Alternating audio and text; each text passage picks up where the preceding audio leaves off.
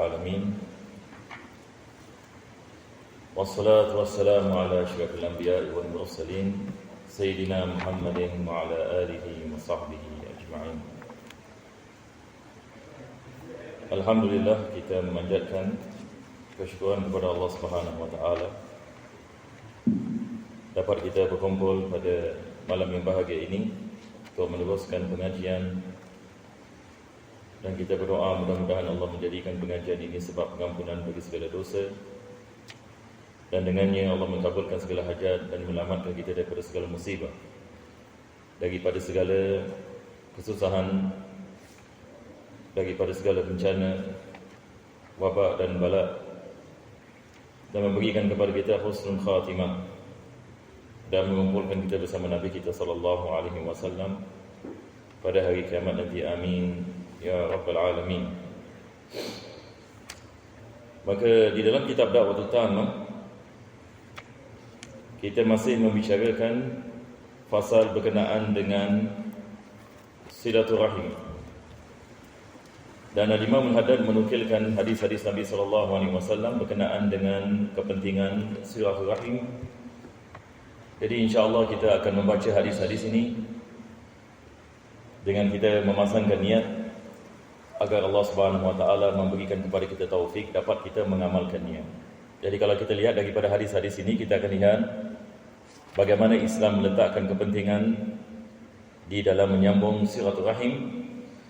Dan lebih-lebih lagi, kita berada pada zaman yang mana banyak perpecahan berlaku, dan perpecahan juga berlaku di dalam keluarga, dalam masyarakat.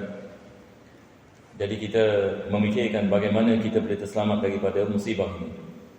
Mudah-mudahan Allah Subhanahu wa taala memberikan kepada kita kemudahan insya-Allah.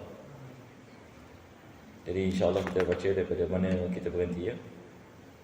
Ke surat 197.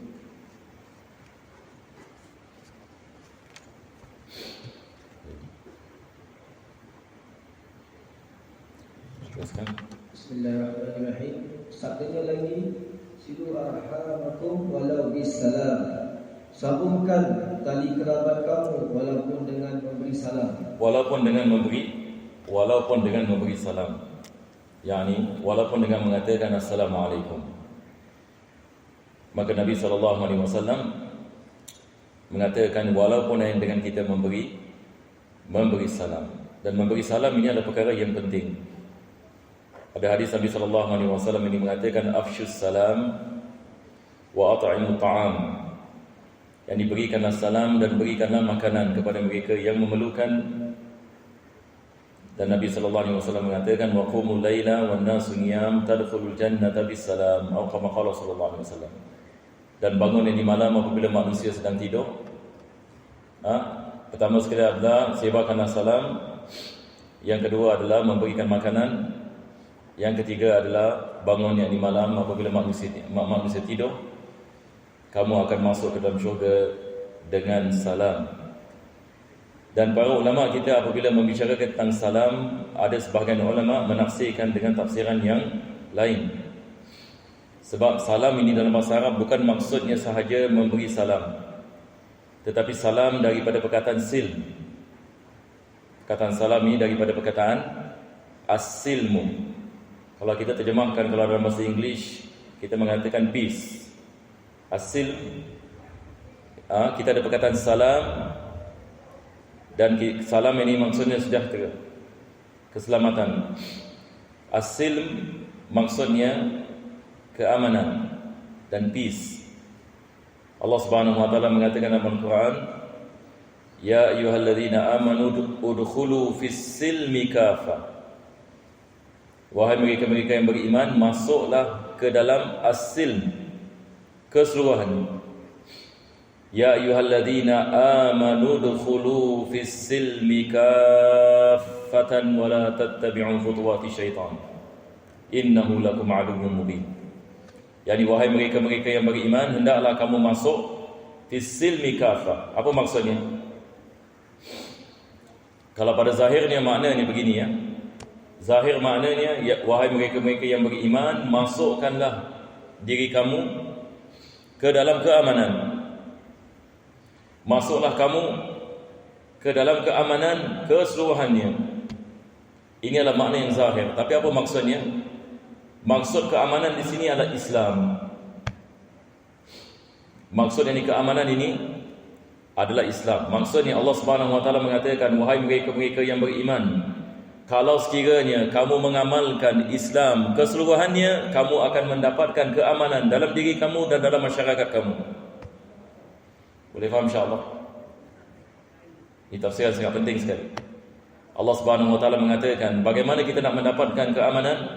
Apabila kita mengamalkan hukum ahkam Islam.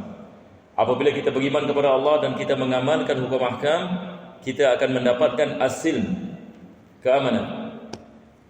Bagaimana kita mendapatkan keamanan? Dengan kita menegakkan hukum Allah. Al-Quran mengatakan sedemikian. Tetapi dengan syarat dia mesti kafatan, keseluruhannya. Hari ini bagaimana kita nak fikirkan, kita nak mengamalkan agama keseluruhannya 100%. Kita tidak mau 99%. Tetapi bagaimana kita nak mengamalkan agama dalam segi akidah, dalam segi fikih, dalam segi tasawuf, dalam segi akhlak 100%. Bagaimana kita nak mengamalkannya? Itu sebab ini kita belajar agama. Kita belajar supaya kita nak mengamalkan. Sebab kita tidak akan mengamalkan kalau kita tidak mengetahui. Maka untuk kita mengetahui, kita perlu mempelajari. Maka untuk mempelajari harus ini kita meletakkan usaha. Seperti mana Imam Syafi'i mengatakan, ya akhi lan tanalul ilma illa bi sittatin sa'umbika anha bi bayani, zaka'un wa hirsun wa bulghatun wa irsyadu ustazin wa tulu zamani. Yani dengan 6 perkara Imam Syafi'i mengatakan kamu akan dapat ilmu insya-Allah. Tapi kita dapat ilmu bukan maksud. Maksud adalah bagaimana kita nak beramal dan bagaimana kita nak menegakkan agama Allah dalam diri kita dan ahli keluarga kita dan masyarakat kita 100% kafatan. Ini Allah mengatakan, baru kita akan mendapatkan keamanan. Keamanan jiwa, keamanan dalam keluarga, keamanan dalam masyarakat, keamanan dalam kejiranan, keamanan dalam negara. Itu sebab kita lihat dari zaman Nabi SAW, zaman Khulafaur Rasyidin, mereka menegakkan Islam, Allah mengembalikan keamanan kepada Jaziratul Arab. Sehingga kan Nabi SAW mengatakan, kamu akan lihat wanita yang akan berjalan daripada Makkah kepada Sana'a. Dia tidak akan menakuti sesiapa pun melainkan serigala. Yakni maksudnya akan wujud keamanan di dalam tempat yang penuh dengan huru-hara.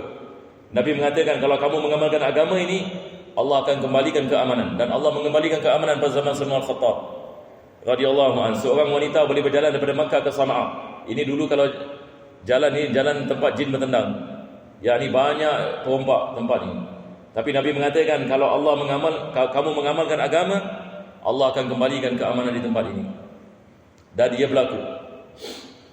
Ia berlaku pada zaman Khulafaur Rasyidin.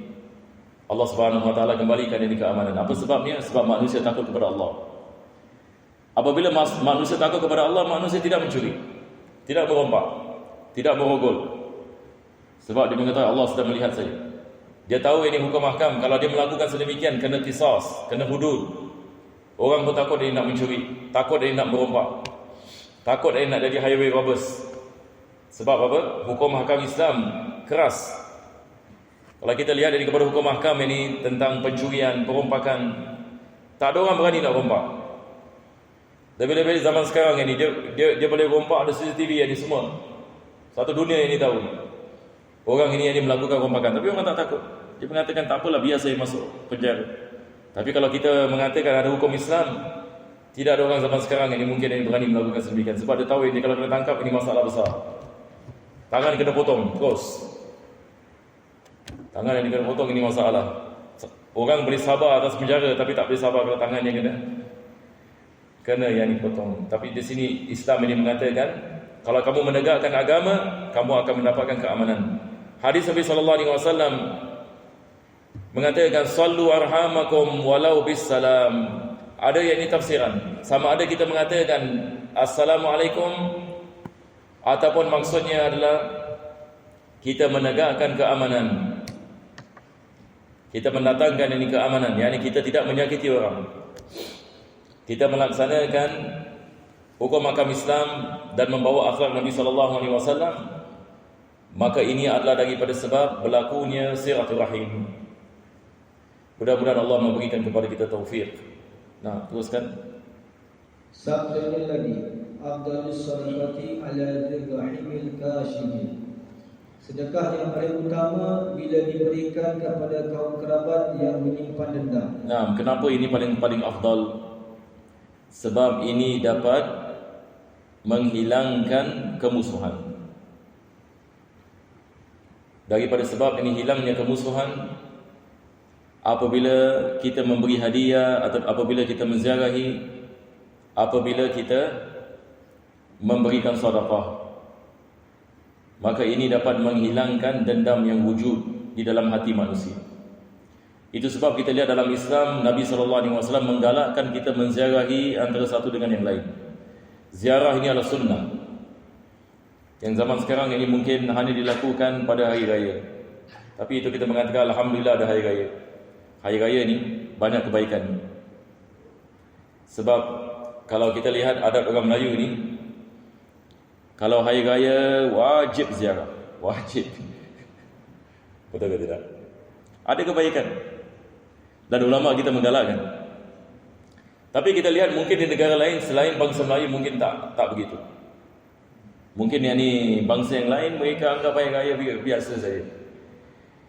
Tetapi di tanah Melayu ni kita lihat, wallahu alam, saya mungkin lihat dalam dunia ini kalau hari raya yang paling meriah sekali adalah mereka di kawasan ini, paling meriah. Hatta kalau kita di tanah Arab pun tak ada apa-apa. Mereka punya hari raya Fitri, hari raya Fitri tidak banyak yang ziarah-menziarahi juga. Tetapi tak boleh lawan yang di sini. Sebab ada sebagian orang sampai menganggap 30 hari ini hari raya. Selagi mana bulan Syawal itu wujud, belum lagi masuk ini kepada bulan Zulqa'dah, selagi itu kita boleh ziarah. Ziarah menziarahi, salam ini bersalaman, betul ke tidak? Lagu-lagu hari raya ni membicarakan tentang silaturahim.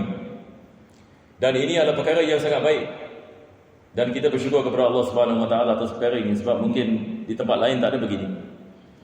Lagu-lagu hari raya semua berkenaan silaturahim. Kalau kita lihat tentang ibu bapa balik kampung, menziarahi saudara mara, salam bersalaman, betul ke tidak? Ini adalah perkara yang baik. Dan ini adalah perkara yang membawa yang ini kepada pahala, membawa kepada keamanan. Mungkin dia 1 tahun dia tak berbual dengan satu orang 1 tahun, tapi hari raya kalau dia ziarah menziarahi di rumah terus, boleh selesai ini banyak masalah. Ada orang mungkin yang dendam, tapi disebabkan hari raya, disebabkan tetap saya nak menziarah juga saya nak kena pergi rumah dia kan. Akhirnya apa jadi? Akhirnya jadi kawan yang kembali.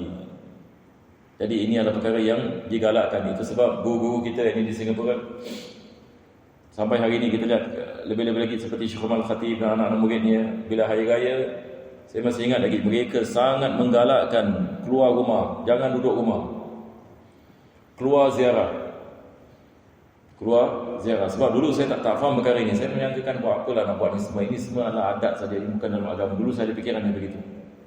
Kali bila saya kena, guru-guru kita menggalakkan, keluar, jangan duduk rumah, hari raya jangan duduk rumah, keluar, ini ziarah salat. Baru yang ini saya dapat faham ini kepentingan ini. Akhirnya kita dapat tahu perkara seperti ini banyak kebaikan di dalamnya. Sebab ada orang kita hanya hari raya saja kita ziarah dia. Hanya hari raya saja kita lihat dia, ini adalah peluang yang ini kita menziarahinya. Dan ada orang pula dia buka rumahnya hanya hari raya. Selain daripada hari raya dia tutup terus. Nak ziarah dia susah, nak bikin appointment. Lepas tu nak tanya kenapa awak nak ziarah saya, apa maksud awak gini. Tapi kalau hari raya kan terus hanya boleh datang begitu. Masya-Allah. Jadi hari raya ini kita menggunakan peluang untuk kita menjalinkan silaturahim. Lebih-lebih lagi kalau kita ada saudara mara yang mungkin kita ada masalah dengan mereka, maka kita menggunakan hari raya sebagai sebab kita menghilangkan kemusuhan. InsyaAllah ta'ala. Kita pergi kepada kitab seterusnya.